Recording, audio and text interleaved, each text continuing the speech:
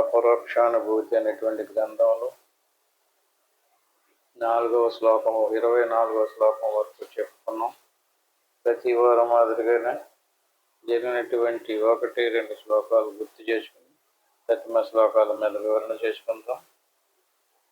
ఇది స్టార్టింగ్ నుంచి చెప్పినటువంటిది ఏంటంటే, ఈ బోధ మన అంతఃకరణానికి పట్టుకుని మనకి జ్ఞానోదయం కలగాలంటే సాధన చతుష్టయ సంపద కలిగి ఉండాలి. అంటే మోక్షం పొందాలనుకున్నటువంటి సాధకుడికి సాధన చతుష్టయ సంపద కలిగి ఉండాలి. సాధన చతుష్టయ సంపద అంటే ఏమిటన్నది 2-3 వారాలు మనం చెప్పుకోవడం అయింది. మరొకసారి గుర్తు చేసుకుందాం.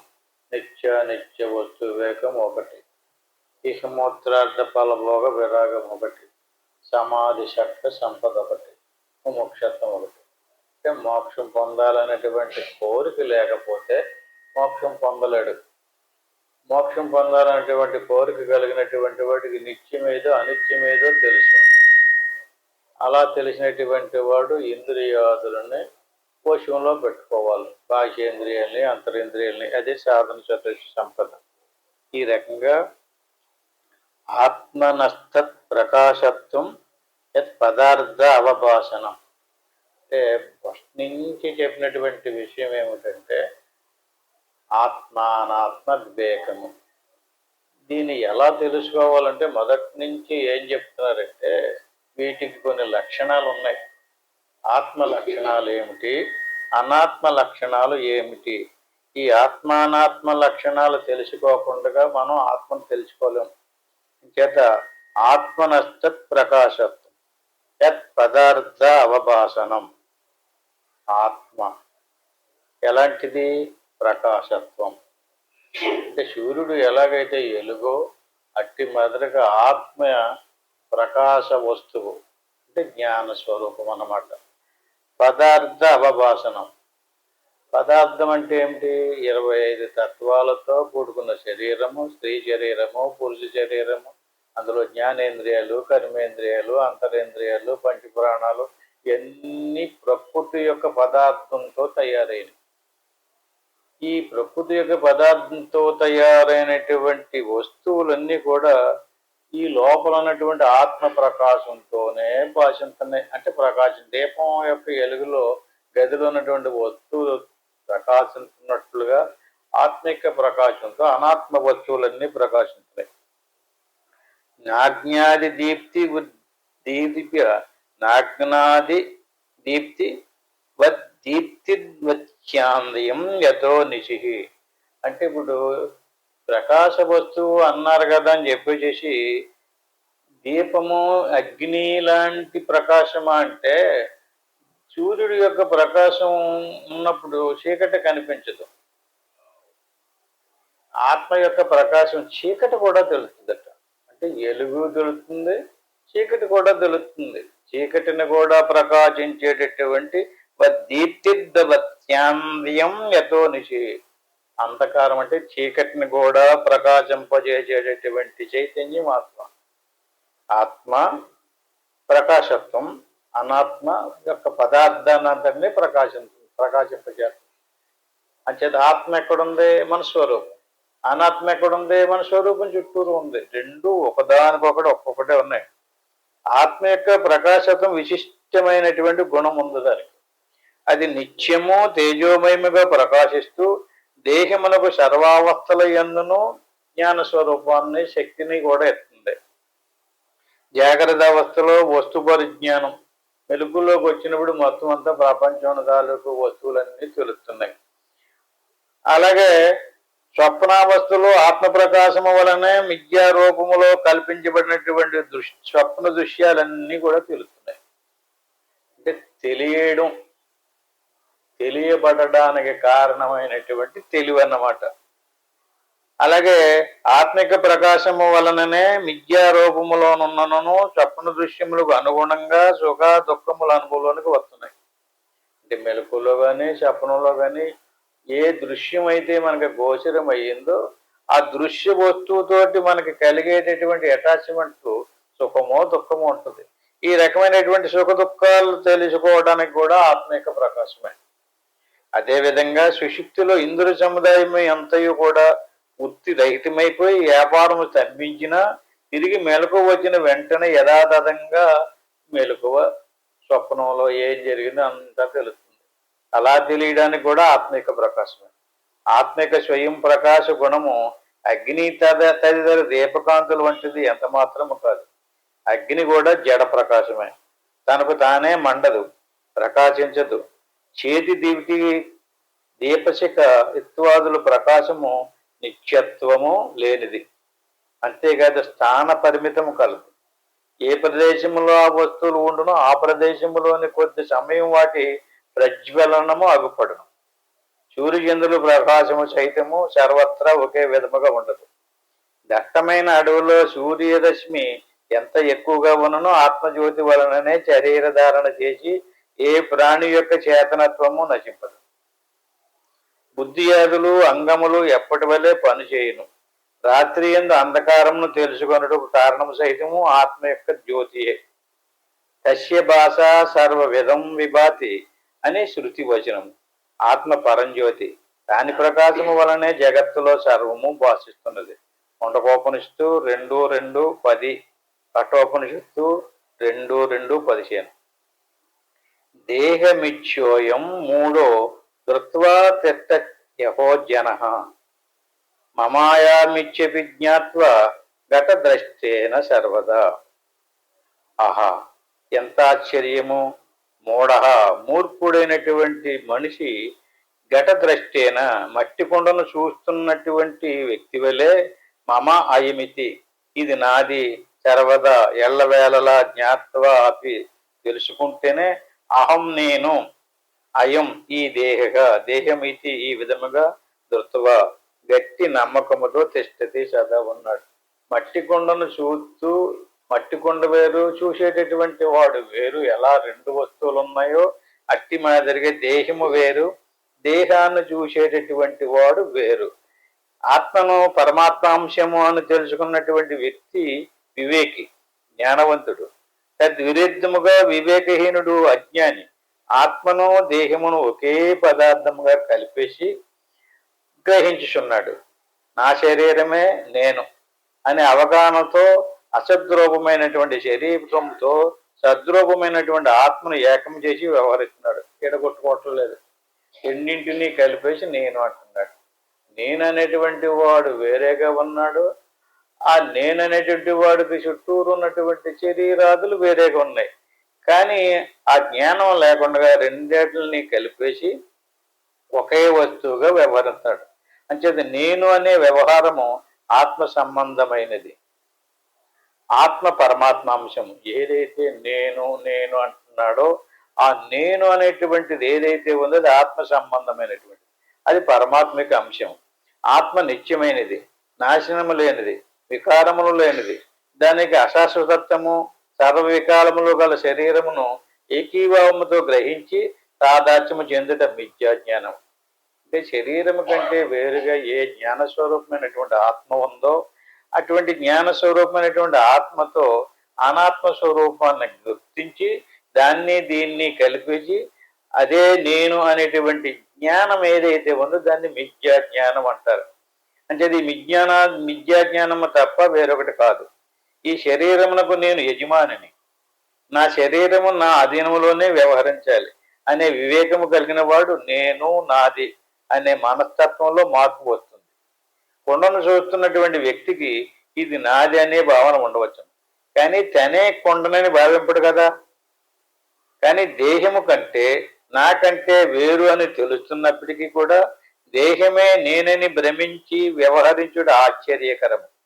దానినే దేహాత్మాభిమానమందురు. అదే సర్వ దుఃఖములకు మూల కారణం. ఎవడైతే శరీరమునే నేను అనుకుంటాడో వాడు సమస్త దుఃఖాల మీద దుఃఖాలు అనుభవిస్తూనే ఉంటాడు. ఇది శరీరము గృహము. పశువులు నావి, వాటి యొక్క యజమాని నేను అనే వ్యవహారము అది సమంజసమైనప్పటికీ కూడా అవి అన్యములు. నేను కాదు, నా ఆత్మయే నేను అనే నిశ్చిత భావం కలిగిన వాడు అన్ని వస్తువులతో తాదాత్మ్యము జరగదు. అంతేకాదు అందము, చందము, నలుపు, తెలుపు అనే విశేష గుణాలు శరీరమునకే వర్తిస్తాయి. కానీ ఎట్టి గుణ వికారములు నేను అనబడుతున్నటువంటి ఆత్మ కాదు. అందువల్ల నేను నల్లగా ఉన్నాను, పొడుగ్గా ఉన్నాను, పొట్టుగా ఉన్నాను అనేటువంటి సామాన్య లోక వ్యవహారము భ్రమతో శరీరంపై ఆత్మను ఆరోపించి అధ్యాసము చేసుకుని వ్యవహరించుడు అధ్యా కల్పితం తప్ప వేరొకటి కాదు. ఈ రకంగా బ్రహ్మైవాహం సమః శాంతం సచ్చిదానంద లక్షణ నాహం దేహో అసద్రూపో జ్ఞానముచ్యుష్యతే బుధే. బ్రహ్మైవాహం సమః శాంతం సచ్చిదానంద లక్షణం. ఏ బ్రహ్మం అయితే ఉందో ఆ బ్రహ్మము సర్వవ్యాపకము, పరిమితము కానిటువంటి నిత్య సత్యమైనటువంటి వస్తువు.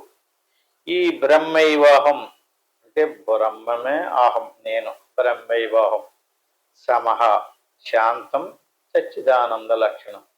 ప్రతి వ్యక్తి కూడా ఎప్పుడూ నేను ఉన్నాను అనేటువంటి భావనే ఉంటుంది ప్రతి వ్యక్తి కూడా. అది ఆత్మ లక్షణం.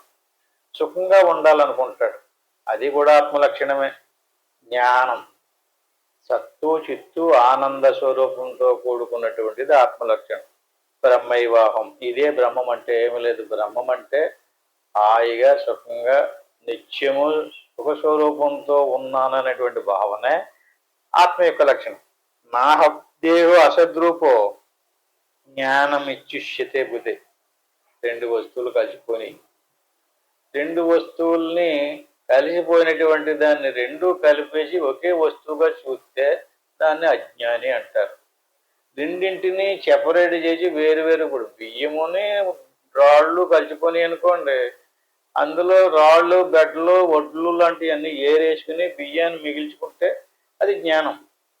అలా కాకుండా రెండింటిని కలిపేసి ఉంటే అట్టి మాదిరిగా ఆత్మస్వరూపము అనాత్మ స్వరూపము కలిసిపోయింది.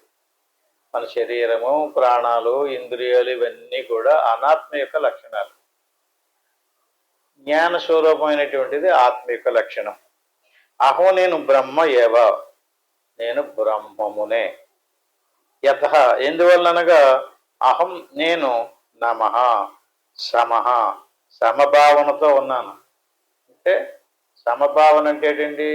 మెలకువలో ఉన్నాను, స్వప్నంలో ఉన్నాను, నిద్రలో కూడా ఉన్నాను. మెలకువలో ఉన్నటువంటి శరీరం స్వప్నంలోకి రాలేదు, స్వప్నంలో ఉన్నటువంటి స్వప్న శరీరం సుషుప్తిలోకి రాలేదు, సుషుప్తిలో ఉన్నటువంటి కారణ శరీరం మిగతా అవస్థలోకి రావడం లేదు. మరి నేను మూడాటిలోనే సమానంగా ఉన్నాను.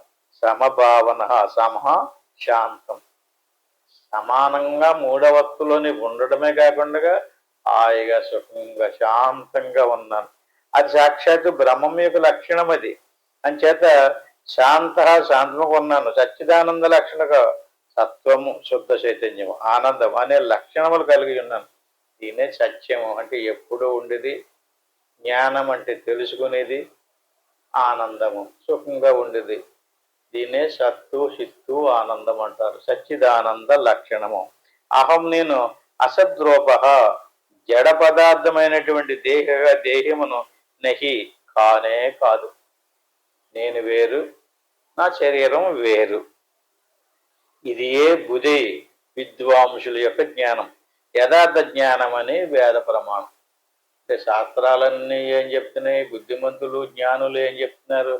ఇలా తెలుసుకునేటటువంటి జ్ఞాన స్వరూపమైనటువంటి ఆత్మ నేను, తెలియబడేటటువంటి అనాత్మ స్వరూపం అంతా జడం. అది ప్రకృతి యొక్క స్వరూపము, నేను పరమాత్మ యొక్క స్వరూపము. ఈ రకంగా తెలుసుకుని సాధకుడు నేనెవరిని విచారణ చెయ్యాలి.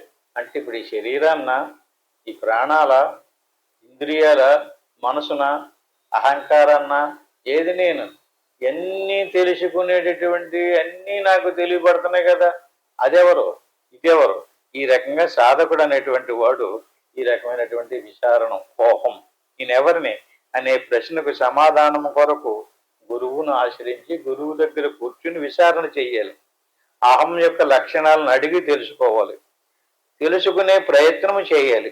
పునఃపునః ఒక్కసారి అడిగాడు, విన్నాడో, తెలుసుకున్నాడో ఆగిపోకూడదు. మళ్ళీ దానికి సంబంధించిన శాస్త్ర సాధన చేస్తూ, దానికి సంబంధించినటువంటి విచారణ కూడా చేస్తూ, ప్రశ్నలు మళ్ళీ అడుగుతూ పునఃపునః చర్చించగా నువ్వెవరవో కాదు నాయన, తత్వమసి. తత్ అంటే అది. త్వం అంటే నీవు, అసి అంటే నువ్వు అయ్యే ఉన్నావు. కాకపోతే నీ గురించి నువ్వు మర్చిపోయావు. నీ గురించి నువ్వు మర్చిపోయి ఈ అనాత్మ స్వరూపాన్ని నేను అనుకున్నావు. ఇది అజ్ఞానం. ఈ అజ్ఞానం పోవడానికి సాధన చేయాలి. అంచేత నీ స్వరూపం ఏదైతే ఉందో ఆ బ్రహ్మమే నీవు అని జ్ఞాన సంపన్నుడైనటువంటి గురువు గారు బోధతో తృప్తి చెందినటువంటి సాధకుడు పరమాత్మకు ఉన్నటువంటి సచ్చిదానంద లక్షణములను నేనుగా గుర్తిస్తున్నాడు. అంటే ఎవరైనా సరే, ఏ గురువు గారైనా సరే దేన్ని బోధించాలి? మన స్వస్వరూపాన్ని కూర్చి తెలియపరచాలి. కేవలం భౌతిక శరీరానికి ఏం కలిసి వస్తుంది, ఏమనుకుంటే లాభం ఉంటుంది, ఇవన్నీ కూడా వ్యవహారికానికి సంబంధించినటువంటి విషయాలు. జ్ఞానైనటువంటి గురువులు ఏం చెప్పాలి? ఆత్మ పరమాత్మల ఏకత్వమైనటువంటి బ్రహ్మమును కూర్చే బోధించాలి. ఈ రకంగా గురువు గారి బోధనతో తృప్తి చెందినటువంటి సాధకుడు పరమాత్మకి ఉన్నటువంటి ఆ లక్షణాల ద్వారా నేనుగా వ్యవహరిస్తున్నటువంటి నా జీవాత్మకు ఉన్నవి, అందువల్ల నేను బ్రహ్మస్వరూపమునే. అంటే ఎప్పుడైతే గురువు గారు చెప్పింది, శాస్త్రం చెప్పిన దాన్ని తీసుకుని అయితే ఈ లక్షణాలన్నీ నాకున్నాయి, నాకు జ్ఞానం ఉంది అంటే తెలుస్తుంది, ఎప్పుడూ సుఖంగా ఉండాలనుకుంటున్నాను, ఈ రకమైనటువంటి సచ్చిదానంద లక్షణాలు ఏ దేవుడికైతే ఉన్నాయో ఆ దేవుడికి ఉన్నటువంటి ఆ బ్రహ్మస్వరూపం యొక్క లక్షణాలు నా యందున్నాయి. జీవాత్మ పరమాత్మకు భేదము లేదు. జీవుడు దేవుడు ఒకటే, రెండింటికి భేదం లేదు. సర్వగం హేతత్ బ్రహ్మైమాత్మ బ్రహ్మ మాండోకోపనిషత్తు. అంటే సర్వగం అంటే ఎక్కడ? అందరిలోనే ఉన్నటువంటి ఆ జీవాత్మ ఏదైతే ఉందో అది సాక్షాత్తు పరమాత్మ యొక్క అంశమే. సర్వగం ఏతత్ బ్రహ్మ ఐమాత్మ బ్రహ్మ. జగత్సర్వము బ్రహ్మ, నా ఆత్మయు బ్రహ్మమే. నేను అసద్రూపమైనటువంటి శరీరమును ఎంత మాత్రము కాదు. ఇది ఏ యథార్థ జ్ఞానం అని విద్వాంసులైనటువంటి వారు, ఆత్మతత్వము తెలిసినటువంటి వారు ఉపదేశిస్తున్నారు అని ఒక నిశ్చిత అభిప్రాయానికి వచ్చి తన కూడా సాధన చేసి దాన్ని గుర్తించాలి. జీవేశ్వరుల యొక్క ఏకత్వాన్ని గుర్తించడమే అద్వైత భావన. తనాత్మను పరమాత్మను వేరు చేయటమే ద్వైత భావన. ఇదేంటి? జీవుడికి దేవుడికి భేదము లేదు, రెండూ ఒక్కటే అని చెప్పేటటువంటి మతం అద్వైత మతం. అది కాకుండా జీవుడు జీవుడే, దేవుడు దేవుడే, జీవుడు దేవుడు ఒకటి కాదు, జీవుడు కర్మలు చేస్తాడో, బాధలు అనుభవిస్తాడో, పుట్టుక సాగుతూ వస్తూ పోతూ ఉంటాడు. దేవుడికి అటువంటి సాగు పుట్టుకలు ఉండవు. దేవుడు ఎప్పుడు జ్ఞాన స్వరూపం, ఆనంద స్వరూపం, సచ్చిదానంద స్వరూపం. అంచేత జీవుడు ఎప్పుడు కూడా దేవుడు అవ్వడం. దేవుడు వేరే, జీవుడు వేరే అనేటువంటి చెప్పేటటువంటి మతం వేరే. దాన్ని ద్వైత మతం అంటారు. ద్వైతము అంటే రెండు, జీవుడు దేవుడు, వీళ్ళిద్దరూ ఒకటి కాదు. అంచేత జీవుడు ఏం చెప్పి కూడా దేవుడిని ఎక్కడున్నాడో ఎలా ఉన్నాడో తెలియటం లేదు కనుక ఆయనకు ఒక ప్రతిమను కల్పించుకుని పూజించాలి, ఆరాధించాలి. అలా పూజించడం వల్ల ఆయన మన కోరికలన్నీ తీరుస్తాడని చెప్పేసి దానికి సంబంధించినటువంటి మంత్రాలు, పూజలు, వ్యవహారాలన్నీ కల్పించి పెట్టారు. ఆ దేవుడికి తృప్తి చెందకపోతే ఇంకొక దేవుడిని, ఆ దేవుడికి కూడా కాకపోతే ఇంకొక దేవుడిని, ఇలాగ అనేకమైనటువంటి రూపనామాలతో. ఎందుకంటే విశ్వం అంతా దేవుడే ఉన్నాడు, దేవుళ్ళలోనే ఉంది. అంచేత దేన్ని ఆరాధించినా దేవుడే ఉన్నాడనే భావంతో కొంతమంది చేస్తుంటే, ఈ రకంగా నామరూపాలతో కూడుకున్నటువంటి వస్తువునే దేవుడిని ఎవడైతే ఆరాధిస్తాడో అది ద్వైత భావన. జీవుడికి దేవుడికి ఎలాగ జీవుడు దేవుడు మళ్ళీ మళ్ళీ గుర్తు చేసుకోండి, రెండు ఒకటే. అంటే జీవుడిలో జ్ఞానం ఉంది, దేవుడిలో జ్ఞానం ఉంది. జ్ఞానంతో దీపం యొక్క ఎలుగు ఉంది, పెద్ద కాగడా దగ్గర కూడా ఎలుగు ఉంది. ఎలుగునే తీసుకుంటే రెండింటి యొక్క లక్షణాలు ఒకటే. అట్టి మాదిరిగా జీవునిలో చైతన్యం, జ్ఞానం. చైతన్యం అంటే జ్ఞానం. ఈశ్వరుడిలో చైతన్యం అంటే జ్ఞానం. ఈ జ్ఞానానికి భేదం లేదు. కానీ జీవుని యొక్క ఉపాధికి ఈశ్వరుని యొక్క ఉపాధికి ఒకటంటలేదు ఎక్కడ కూడా శాస్త్రం. జీవుని ఉపాధి వేరు, ఈశ్వరుని యొక్క ఉపాధి వేరు.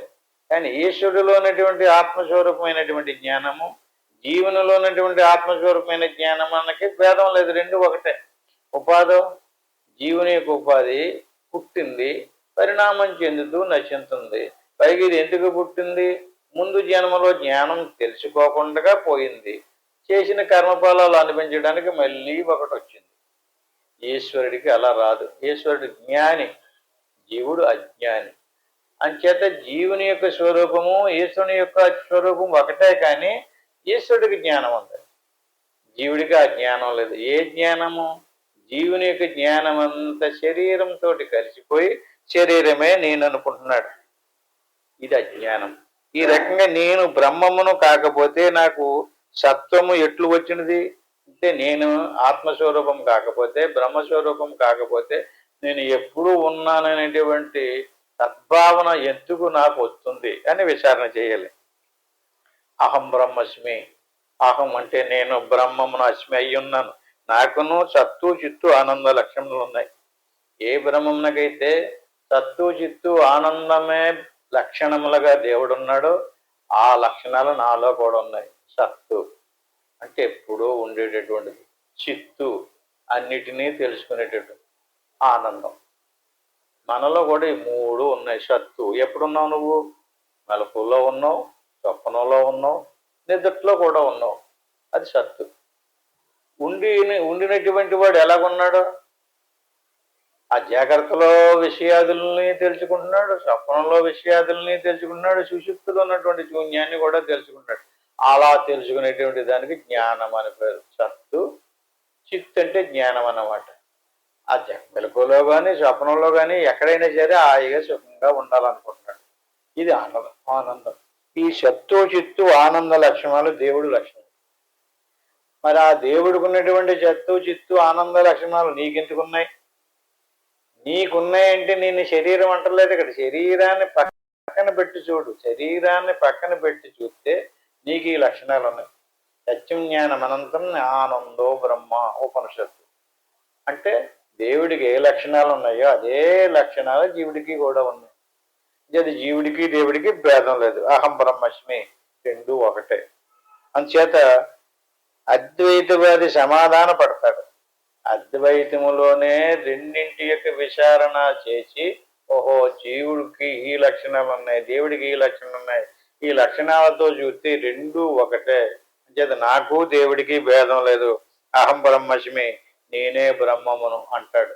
అంటే శరీరాన్ని నేను అనడు. శరీరం వేరు, భౌతికమైనటువంటి శరీరం నేను కాదని తెలుసుకుంటాడు.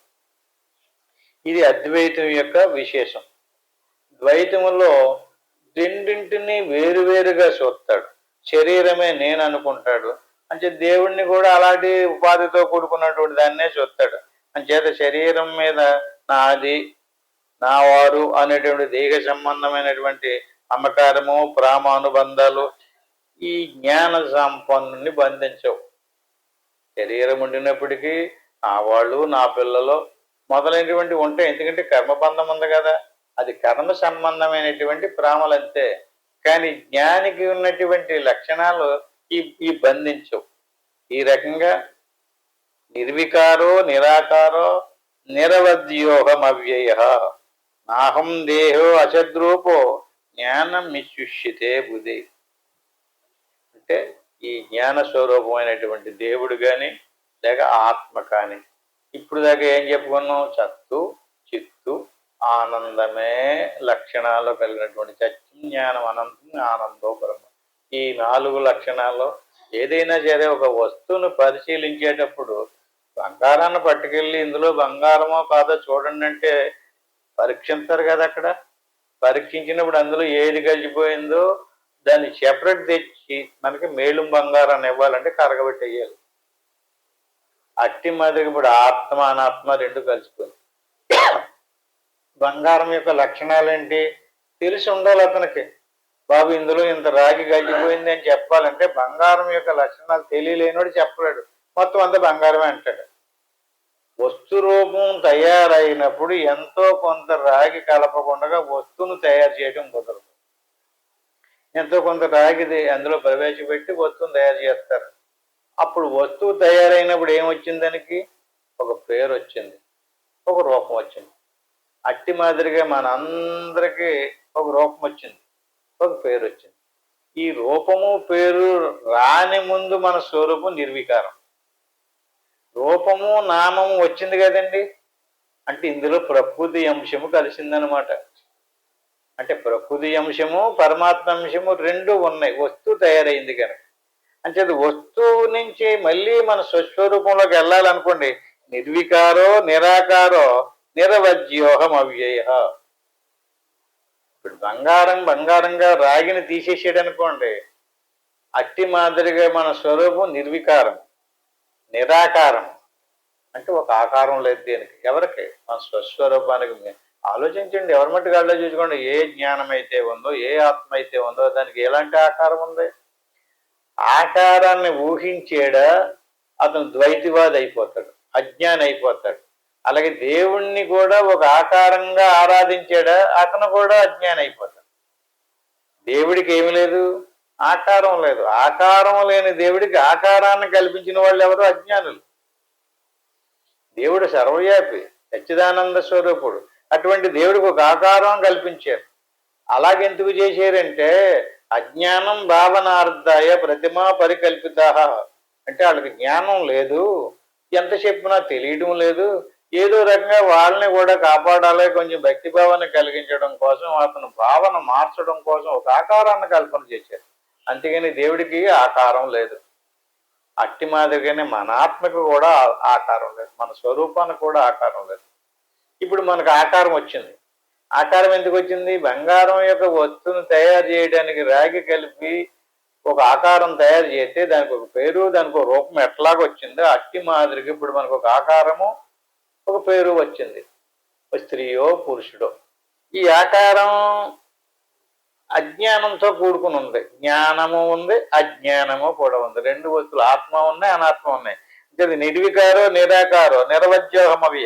నాహం దేహో అసద్రూపో జ్ఞానం ఇచ్చుష్యతే బుద్ధి. ఇది రెండు కలిసిపోయినాయి కదని చెప్పేసి రెండాంటిని కలిపేసి ఇది ఆత్మ అంటావా అనకూడదు. అహం నేను నిర్వికార, వికారహీనుడు అంటే ఏ ఆకారము లేనటువంటి వాడిని. నిరాకార, ఆకారము లేనటువంటి వాడిని. నిరవజ్య, దోషములు లేనివాడిని. అవ్యయ, సరుగు క్షయము లేనటువంటి వాడిని, వినాశనము లేనటువంటి వాడిని. అహం నేను అసద్రూప, జడ పదార్థమైనటువంటి దేహమును నహి కాదు.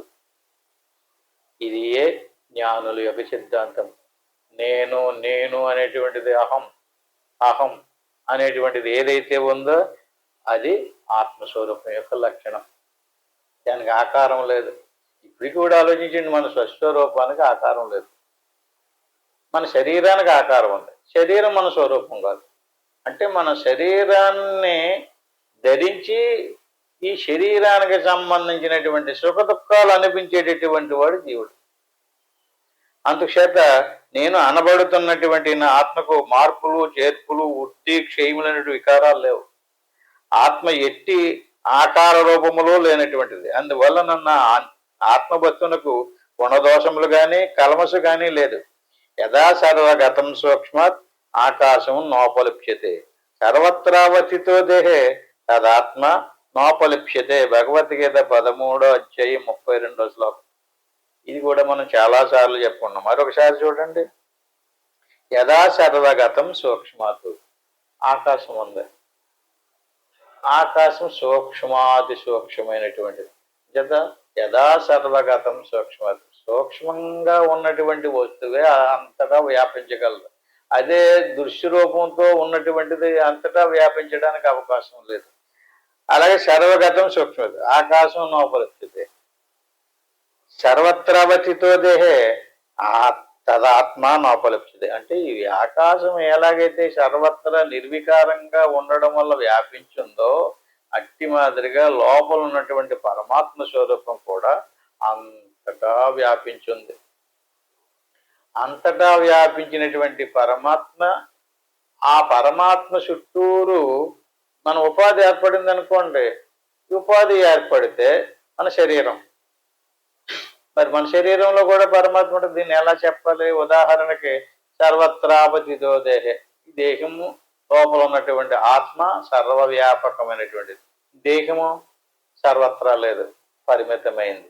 అంటే ఆకాశం సర్వత్రా ఉంది. అందులో కొంత మట్టిని తీసుకుని కుండను తయారు చేశాడు. కుండ సర్వత్రా లేదు. ఎక్కడుంది?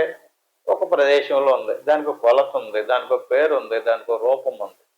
కానీ ఆ కుండలో ఆకాశం ఉంది. కుండలో ఉన్నటువంటి ఆకాశం కుండలోకి ఎలాగొచ్చింది? సర్వత్రా ఉండినటువంటి వస్తువు కనుక ఆకాశమా? ఆకాశం కంటే వేరుగా ఇంకొక దిక్కును కుండ తయారు చేయడానికి వీలు లేదు. ఎక్కడ తీసుకెళ్ళి తయారు చేసినా కుండలో ఆకాశం వచ్చేస్తుంది. అంటే ఆకాశం సర్వవ్యాపకం కనుక, అట్టి మాదిరిగానే పరమాత్మ కూడా సర్వవ్యాపకం కనుక, సర్వవ్యాపకమైనటువంటి పరమాత్మలో ప్రకృతి ఈ క్షేత్రాలు తయారు చేసింది. ఈ క్షేత్రాలకు అన్నిటికీ కుండ లాంటి వస్తువులకి ముంత, బాణ, కడవ, ఎలాగో అట్టి మాదిరిగా స్త్రీ శరీరము, పురుష శరీరము, రకరకాల శరీరాలు వచ్చినాయి. ఈ కుండలో, ముంతలో మూకుళ్ళు లాంటివి అన్నమాట. అది తయారైనటువంటి వస్తువులన్నింటిలోనూ కూడా ఆ లోపల ఉన్నటువంటి పరమాత్మ చైతన్యం కుండలో ఖాళీ ఏర్పడినట్టుగా మన శరీరంలో కూడా పరమాత్మ స్వరూపం ప్రవేశించింది. మనం దేన్ని తీసుకున్నాం? శరీరాన్ని తీసుకున్నాం, కుండను తీసుకున్నాం. కుండలో ఖాళీని చూడటం లేదు మనం. కుండలో ఉన్నటువంటి ఖాళీ నిర్వికారమైనటువంటి, వ్యాపకమైనటువంటిది. సర్వత్రా వ్యాపించినటువంటి ఆకాశమునకు భాష్య గుణదోషములు ఎట్లంటవో అట్లే సమస్త ప్రాణి యొక్క దేహమునందున ఆత్మకు దేహదారుల యొక్క గుణదోషములు అంటావు. అంటే ఇప్పుడు కుండ లోపల ఉన్నటువంటి ఖాళీకి కుండకున్నటువంటి లక్షణాలు అంటుకోవడం లేదు. కుండలో కళ్ళు పోసామనుకోండి, కళ్ళు యొక్క వాసన కుండ అంటుకుని ఆ కుండ ఆ లోపల ఉన్నటువంటి కళ్ళు వాసన మనకు వస్తుంది. ఆ కళ్ళు ఆకాశానికి అంటుకోలేదు.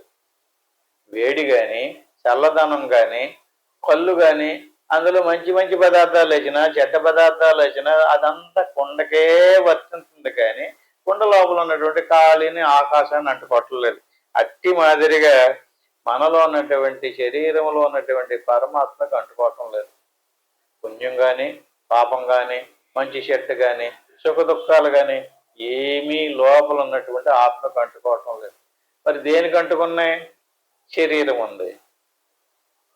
కుండ లోపల ఉన్నటువంటి కళ్ళు వాసన కుండ బాహ్యంలో ఉన్నటువంటి కుండ నుంచి రావట్లేదు, కుండ లోపల ఉన్న భాగం నుంచి వస్తుంది. కుండ లోపల ఉన్నటువంటి భాగం సూక్ష్మ శరీరం, కుండకి వెలుపులు ఉన్నటువంటి భాగం స్థూల శరీరం. కుండ లోపల ఉన్నటువంటి సూక్ష్మ శరీరం సుఖ దుఃఖాలు అనిపిస్తుంది. వాసనలన్నీ సూక్ష్మ శరీరంలోనే ఉన్నాయి. నేను పుణ్యాత్ముడిని, నేను పాపాత్ముడిని, నేను మంచి చేశాను, నాకు అన్ని బాధలే ఉన్నాయి, నాకు అన్ని సుఖాలే ఉన్నాయి, నాకు ఆడు సరిపోడు, ఈడు సరిపోడు అనేది అంతా కూడా ఆత్మ లక్షణాలు కాదు. ఆ లోపల కుండ లోపల ఉన్నటువంటి భాగానికి సంబంధించినటువంటి సూక్ష్మ శరీరం యొక్క లక్షణాలు.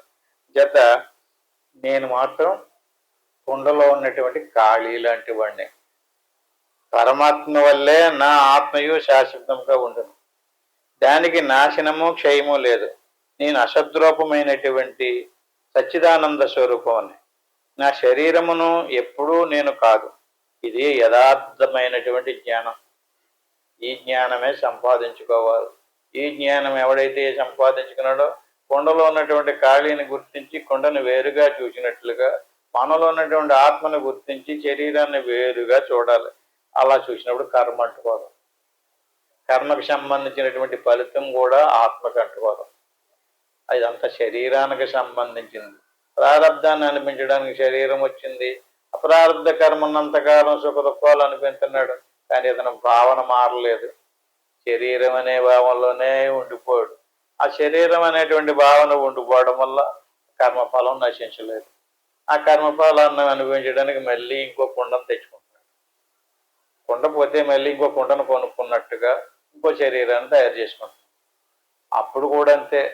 ఇంకెప్పుడైనా సరే ఎన్ని యుగాలు గతించినప్పటికీ ఈ వర్ష మారదు, ఈ క్రియ మారదు, ఈ క్రమం మారదు. అంచేత నిరామయో నిరాభాసో నిర్వికల్పోహ మాతత నాహం దేహో అసద్రూపో జ్ఞానమిశిష్యతే బుధే.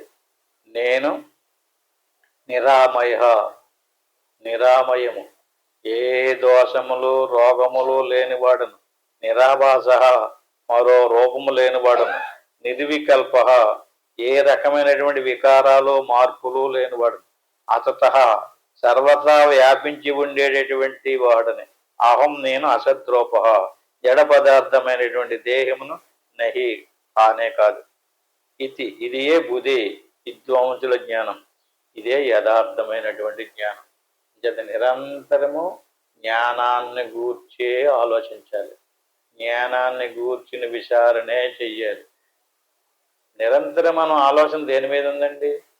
వస్తువు పోతూ పరిణామం చెందుతూ రేపో మాపో నశించిపోయేటటువంటి శరీరం గురించి ఆలోచించడం ఎంతసేపు చూసినా.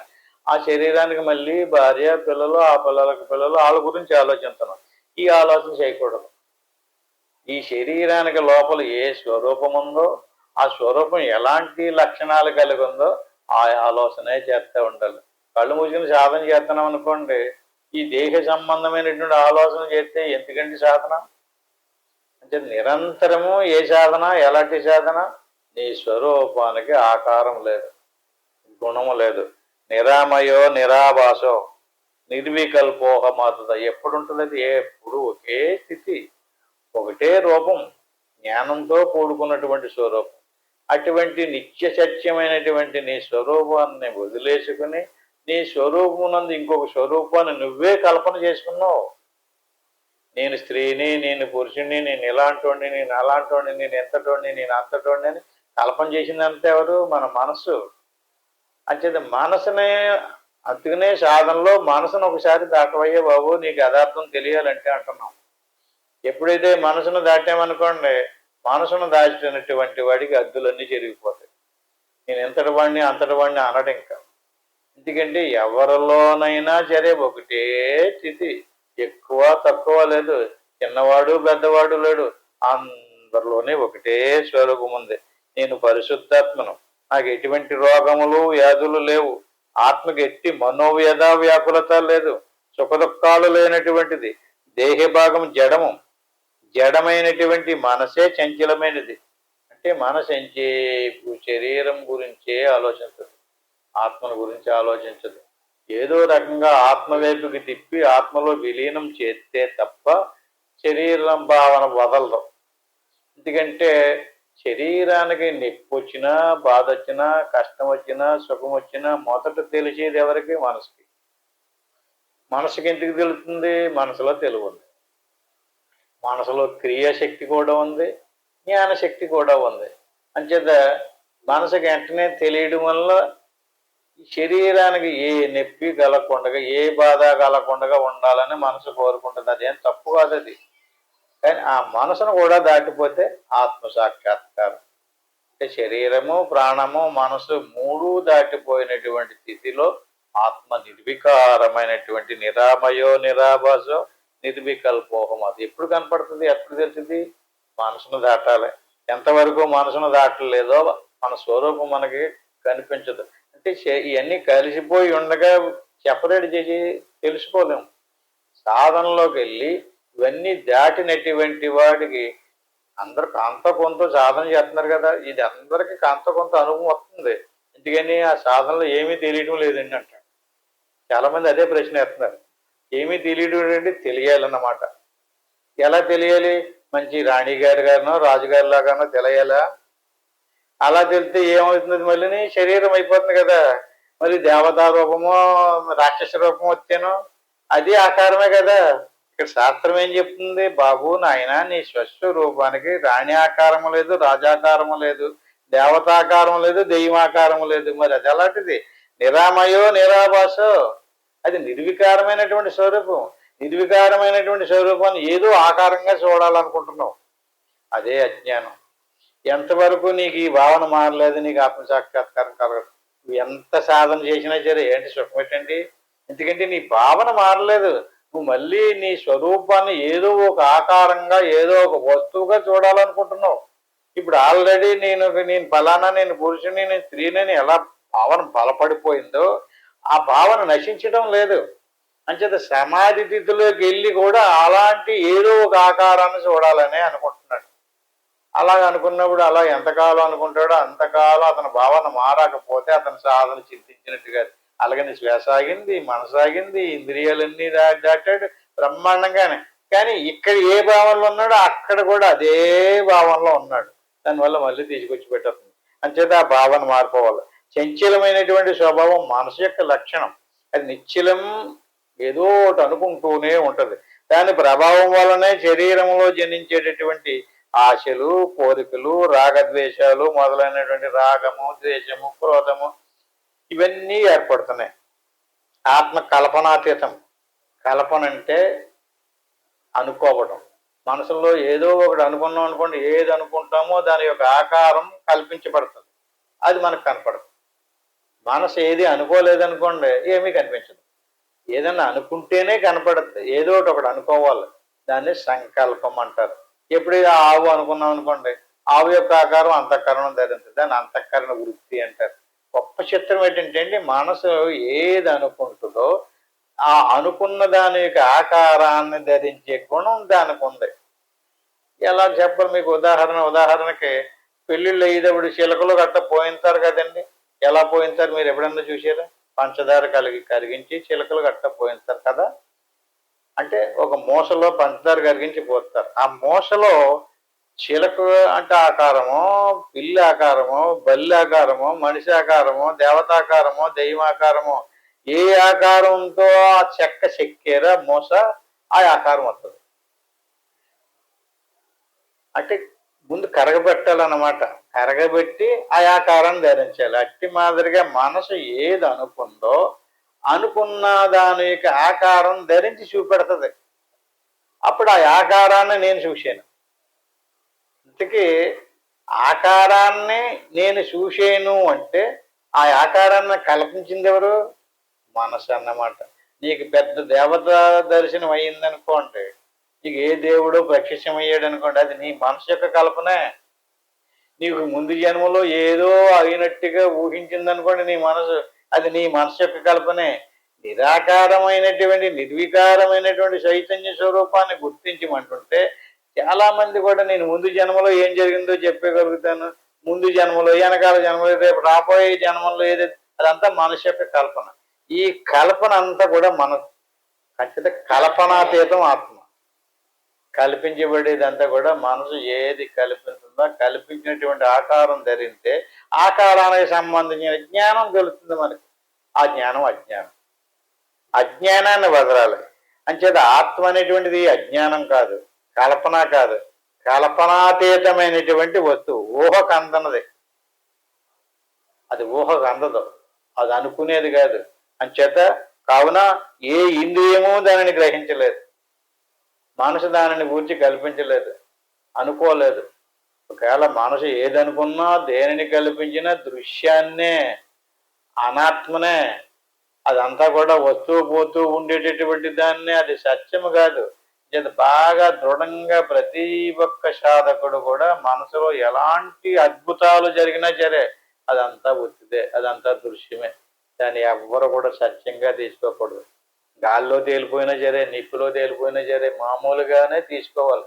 అలాంటివి చూసుకుని లోకం అంతా భ్రమించింది. అలాగే కొంతమంది కొన్ని పక్కదారింపడా కొన్ని సిద్ధులు అదే సంపాదించి జనాలకు చూపెడుతుంటే అదేదో మహాత్ముడు అయిపోయాడైనా ఆయన దగ్గర, మనం కూడా వెళ్ళి ఆయన దగ్గర కూర్చుంటే మన కోరికలైనా ఆయన తీర్చేస్తాడని భ్రాంతిలో ఉన్నారు అందరూ కూడా. అదంతా కల్పన, అదంతా భ్రాంతి, అదంతా దృశ్యం. అంటే ఆత్మస్వరూపం అనేటువంటిది వేరు. అంటే అది ఊహకు అందనటువంటి నిర్వికారమైనటువంటి స్వరూపం. ఎక్కడెందుకు ఇప్పుడే కూర్చున్నవాడు కూర్చున్నట్టుగానే నేను. ఒకసారి ఊహించండి, నేనుకి ఆకారం ఏది? నాది. దానికి బ్రహ్మాండమైన ఆకారం ఉంది. నేను నాది. ఏది నాది? ఈ శరీరం ఎవరిదండి? నాదండి.